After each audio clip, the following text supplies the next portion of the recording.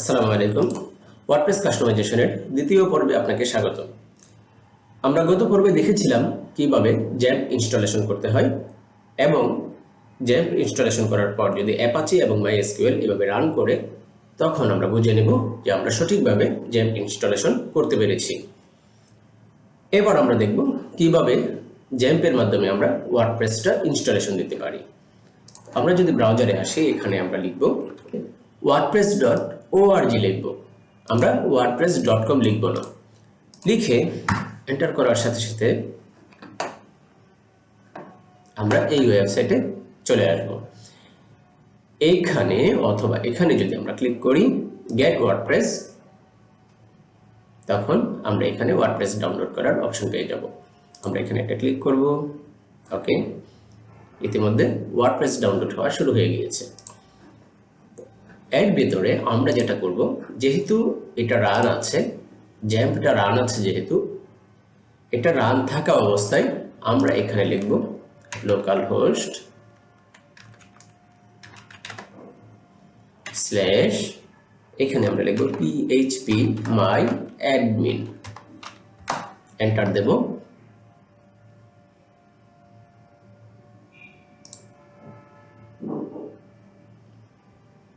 দেওয়ার পর এরকম একটা ইন্টারফেস আসবে।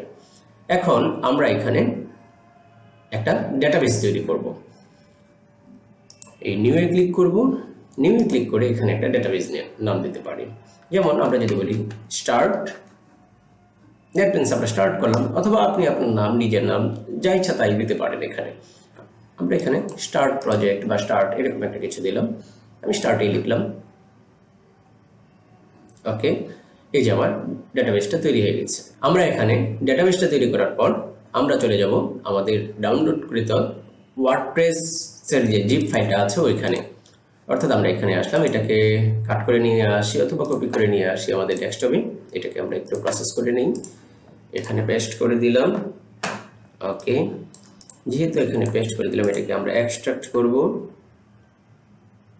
এভাবে করতে পারি আমরা। ওকে,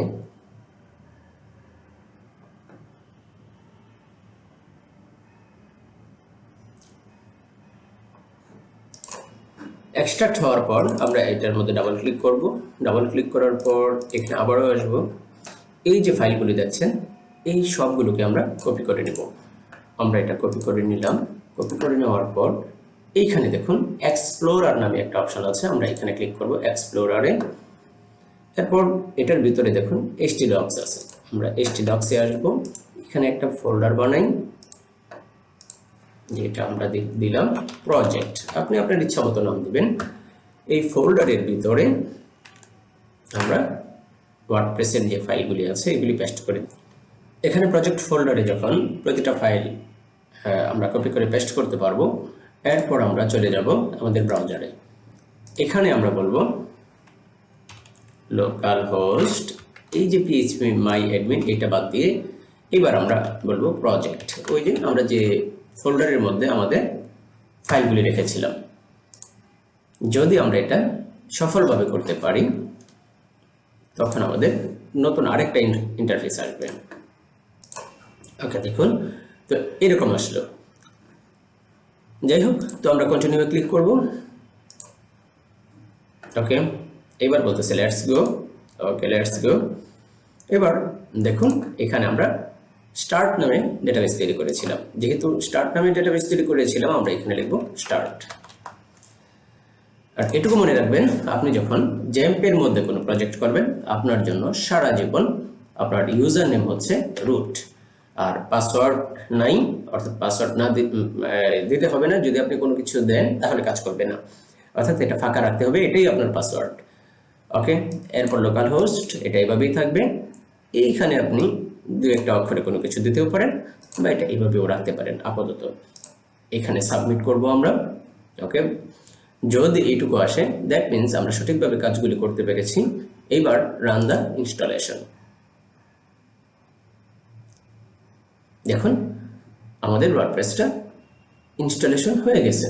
এইবার আমাদের সাইট নেমটা বা সাইট টাইটেলটা আমাদের দিতে হবে।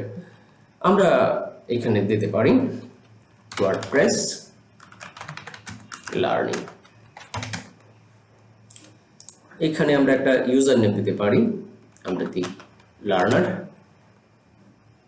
এখানে একটা পাসওয়ার্ড দিতে পারি 1 2 3 4 5 6।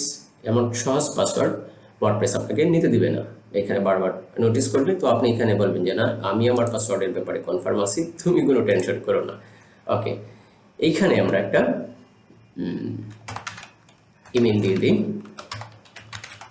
info@pentanikit.com।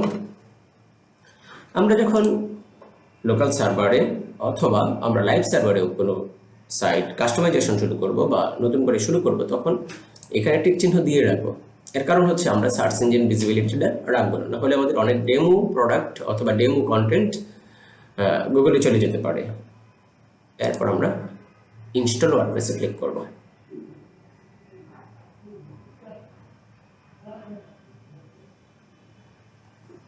ওকে, ডান।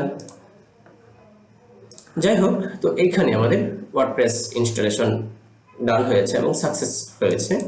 তো আমরা এখানে যদি লগইনে ক্লিক করি, তো আমরা এখানে বলবো লার্নার 1 2 3 4 5 6। আমরা এখানে লগইনে ক্লিক করব। এরপর আমরা নতুন একটা ইউআরএল পাবো এখানে, লোকাল হোস্ট। আর এখানে যদি বলি প্রজেক্ট, তখন আমরা সাইটটা ব্রাউজ করতে পারবো। ওকে, এই দেখুন আমাদের সাইটটা কিন্তু আমরা ব্রাউজ করতে পারতেছি। আর এখানে যদি এই পর্যন্ত আমরা পারি, এরপরই আমাদের রিয়েল কাস্টমাইজেশন শুরু হবে। কারণ আমরা প্রথম পর্বে আমরা XAMPP ইনস্টলেশন শিখে ফেলেছি, দ্বিতীয় পর্বে আমরা ওয়ার্ডপ্রেস ইনস্টলেশন শিখে ফেলেছি। তো দুইটা ইনস্টলেশনই শেষ। এখন ইনস্টলেশন হওয়ার পর ফাংশনালিটিগুলি দেখা শুরু করব পরবর্তী পর্ব থেকে। ততক্ষণ পর্যন্ত ভালো থাকুন, সাথেই থাকুন, এবং আমাদের পেন্টানিক আইটির ফেসবুক পেজ আছে, ওইখানে আমরা আপনি লাইক দিয়ে দিতে পারেন, ওই পেজে আমাদেরকে নক দিতে পারেন যদি আপনার কোনো কিছু প্রয়োজন পড়ে। Thank you so much.